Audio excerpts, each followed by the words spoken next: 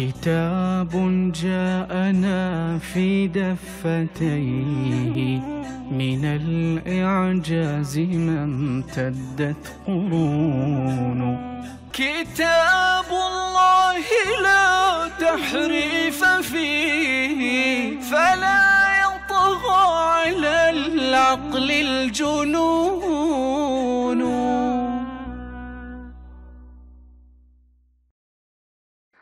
السلام عليكم.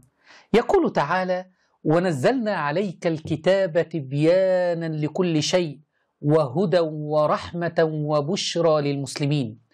فأين نجد تبيان الإيمان بإمامة الأئمة الاثني عشر؟ أين نجد في هذا الكتاب يا شيعة؟ لماذا لم يأمر الله تبارك وتعالى ولو بآية واحدة بالإيمان بالأئمة الاثني عشر؟ ولماذا لم نجد في كتاب الله الذي هو تبيان لكل شيء، لماذا لم نجد تبيان الإمامة التي يعتقد بها الإمامية الاثني عشرية؟ الحكم لك أيها الشيعي العاقل.